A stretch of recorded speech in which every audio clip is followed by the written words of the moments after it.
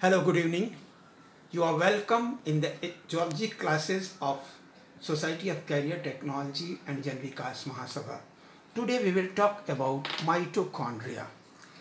Mitochondria are certain cellular organelles found in all plant and animal cells, but in prokaryote cells they are absent.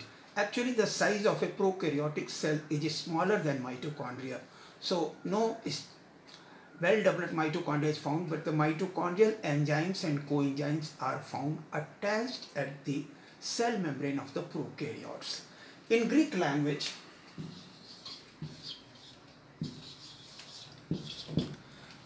mitos word means thread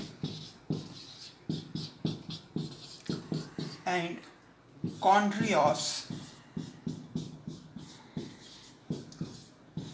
means granule.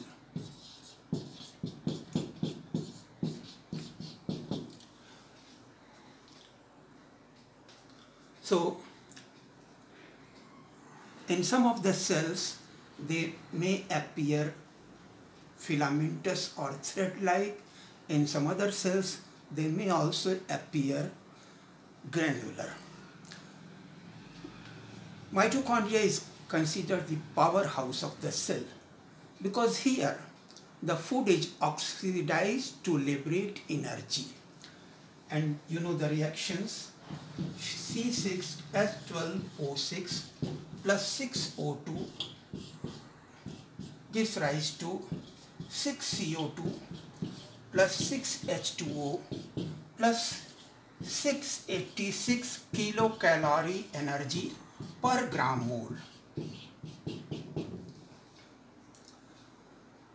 But the problem is that if that energy from glucose molecule will come out in a single step, the body temperature may increase, and we need all reactions in our body at same body temperature.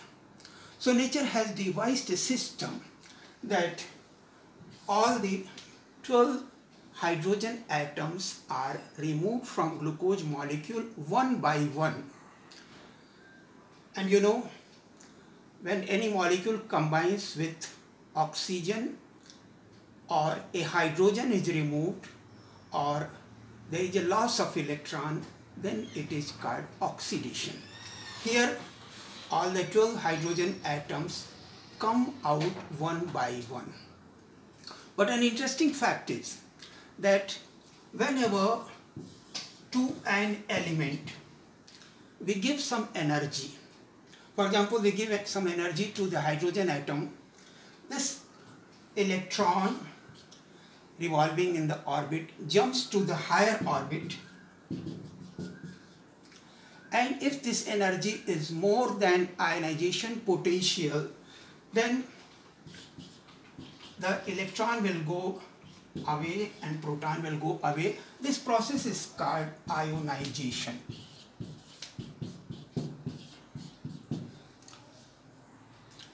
And if the surplus energy of excited electron will be absorbed by some other molecule, again that electron and proton will come together to form a stable hydrogen atom.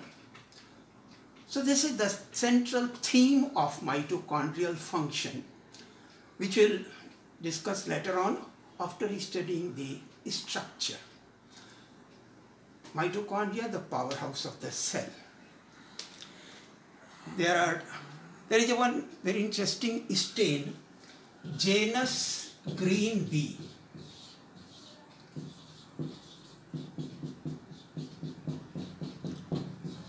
Janus green bee is a vital stain. So if we wish to see mitochondria in a living cell, any living cell be taken out, kept on a slide, Janus green bee stain may be added, and mitochondria will oxidize Janus green bee to intensify its color, and in the rest part of the cytoplasm its color will be reduced. So mitochondria become easily available. They can be seen easily.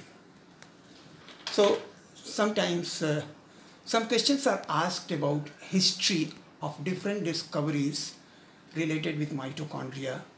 So I would like to tell you. First of all, in 1880, Colliker for the first time teased out mitochondria from muscle cells. In 1882, Fleming observed some thread-like structures in the cytoplasm of some cells and called them phyla. In 1890, Altman observed some granular structures in the cytoplasm of some cells and called them bioblast. So the credit for discovery of mitochondria is given to Fleming and Altman. In 1897, Benda gave the name mitochondria.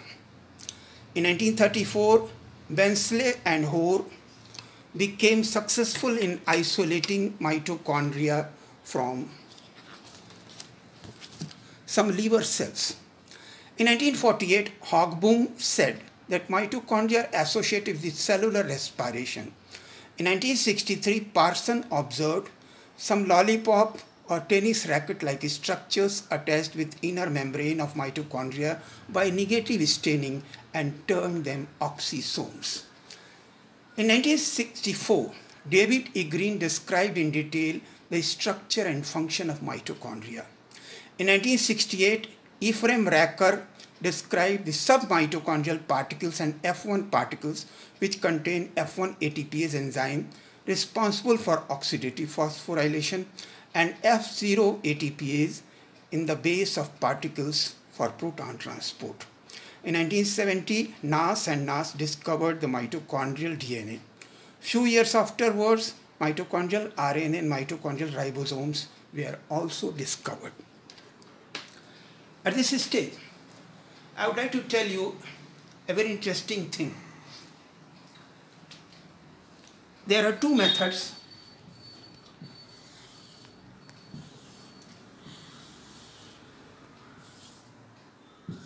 Suppose in a cell, this is the more dense area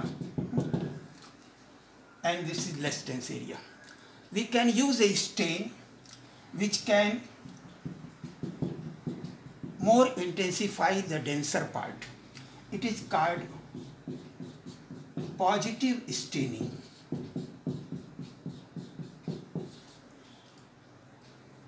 There may be one more method. We can use a stain which can stain the cytoplasm, which was actually less dense, but the stain is specific for cytoplasm. So the cytoplasm becomes darker in stain, the nucleus becomes lighter in stain. This is called negative staining.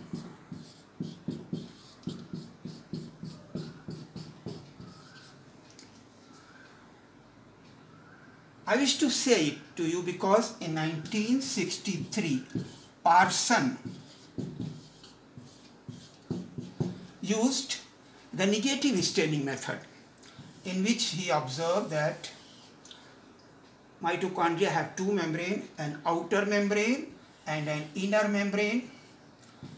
At certain places it has some inpushings which are called mitochondrial cristae, and on this he used some stains which colored the mitochondrial matrix but not the particles.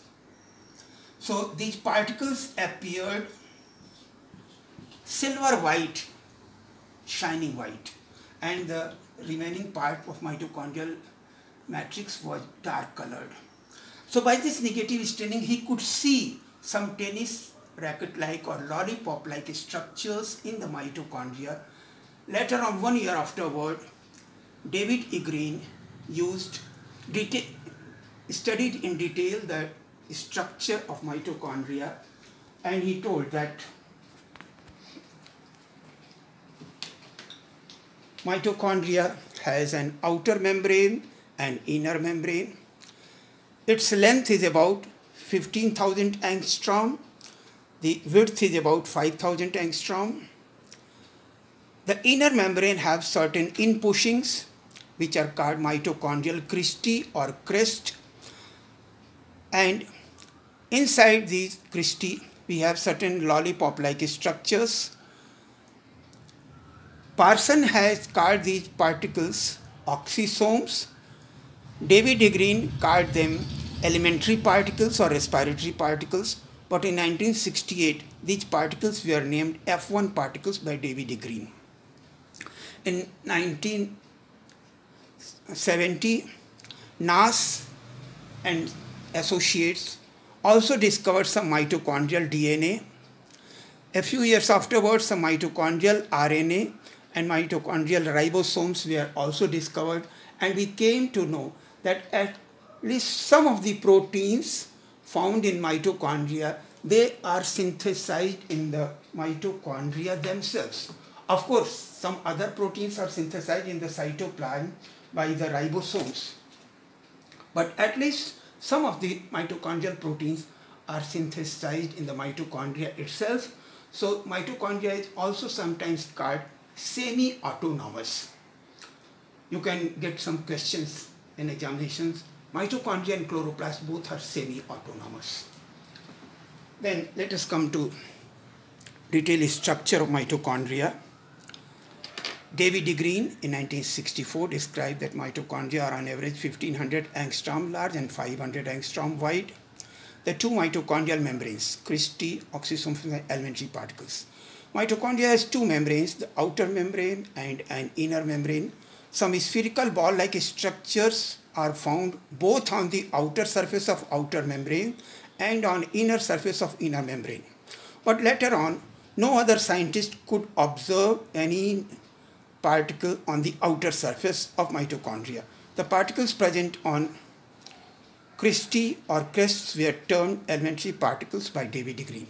It is one interesting point that in David E. Greene, in his paper in 1964, had said that mitochondria also contained some particles which were stalkless, and they were on the outer surface, and some stalked particles were attached on the inner membrane of the cristae. But no other scientist could observe these particles outside the external membrane. Only the inner particles were found by other scientists.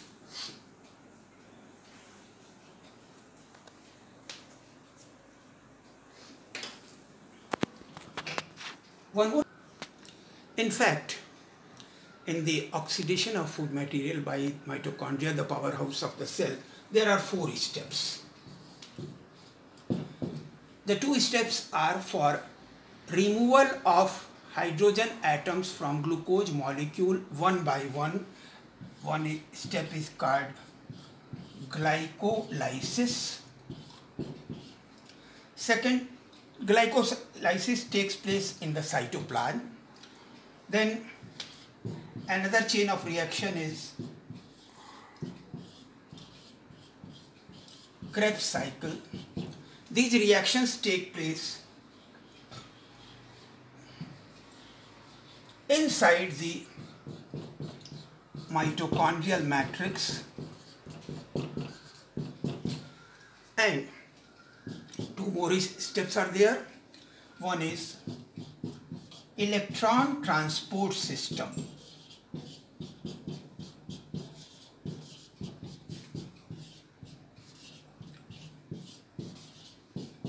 And 4th step is oxidative phosphorylation.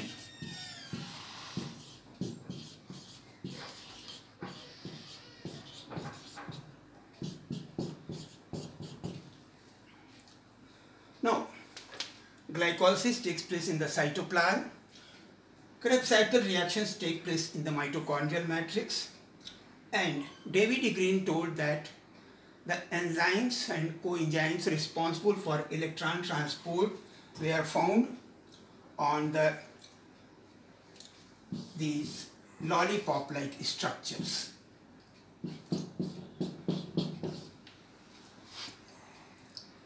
One more interesting thing is that you must have seen the Sholay picture. in which in a shot, just adjacent to the goods train, the two heroes run on a horse by the same speed as was the speed of the goods train, and they just jump from the horse into the train. For this type of jump, it was essential that at that time the speed of horse and the speed of goods train should be the same. In cellular respiration, a very important point is that as soon as hydrogen atom comes out from the glucose molecule, energy comes out, which is called the oxidation, loss of electron is called oxidation. Immediately that energy is utilized, it is stored in a molecule ATP. So actually whenever any molecule combines with a phosphate, it is called phosphorylation. Here one ADP molecule takes a phosphate and binds with the energy to form ATP. Here both oxidation and phosphorylation reactions are coupled. So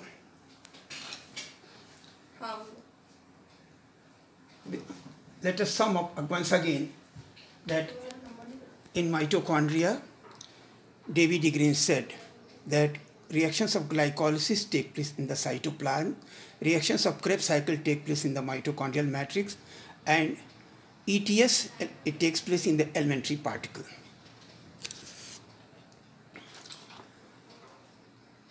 We have occurrence of distribution of mitochondria may be different in different cells.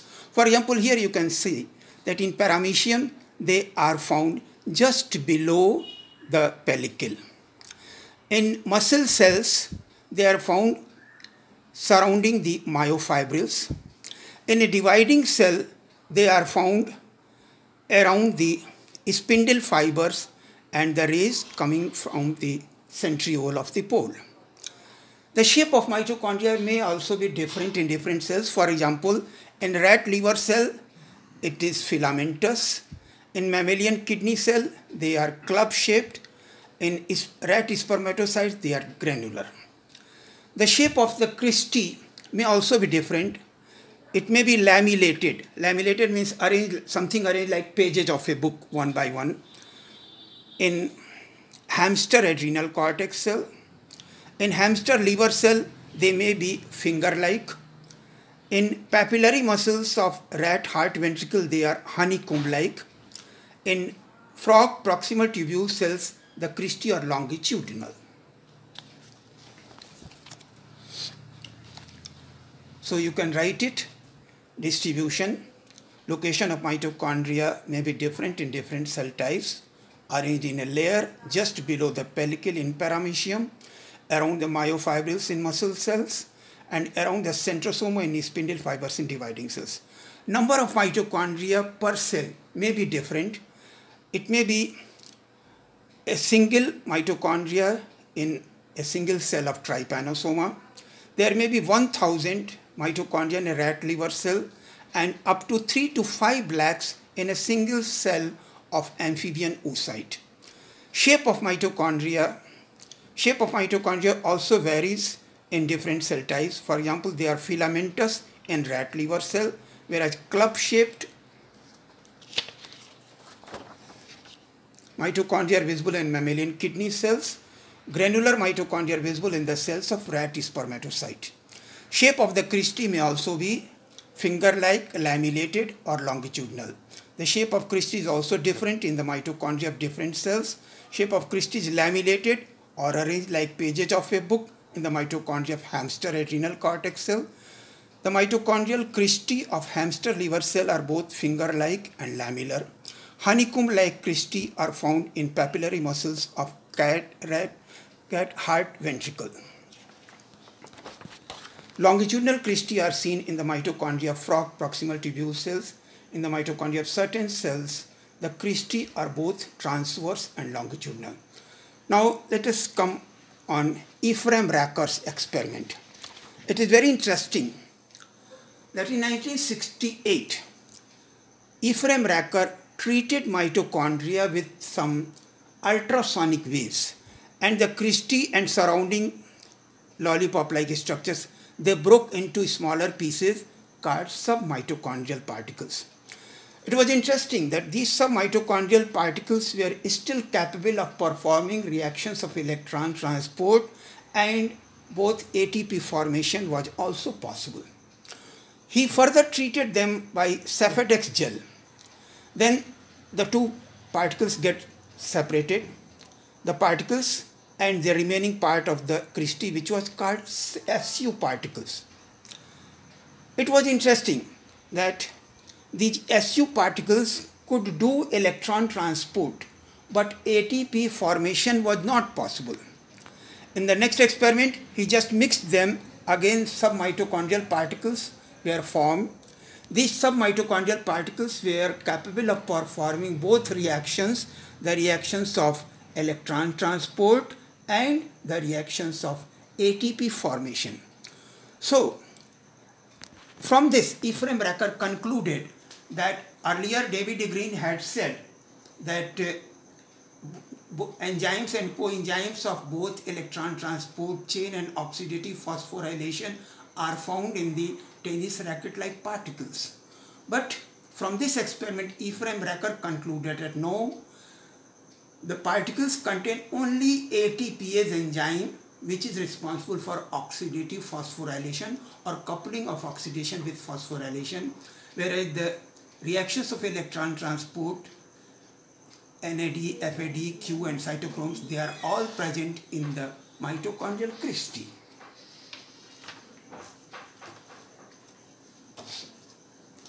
So, Ephraim Racker performed some very interesting experiments with mitochondria. Number one, when he treated mitochondria with ultrasonic waves, the cristae and elementary particles of mitochondria broke into smaller subunits called submitochondrial particles. These submitochondrial particles were still capable of performing reactions of both electron transport system and ATP formation. In the second experiment, when Racker treated these submitochondrial particles with Safedex gel, the respiratory particles and membranes of cristae SU particles got separated. The SU particles of the cristae could do electron transport, but ATP was not formed. When both SU and elementary particles were mixed together, they could perform once again both the reactions of electron transport and ATP synthesis. It means cristae contain ETS enzymes and coenzymes. F1 particles contain only ATPase enzyme. From these experiments, Ephraim Racker concluded that the enzymes and coenzymes of electron transport system are found inside the cristae, whereas respiratory particles contain only ATPase enzyme. Ephraim Racker used the term F1 particles for these tennis racket or lollipop-like structures. Nass's discovery of mitochondrial DNA. It was also a landmark that in 1970, Nass also discovered mitochondrial DNA, mitochondrial RNA and mitochondrial ribosomes were also discovered a few years later.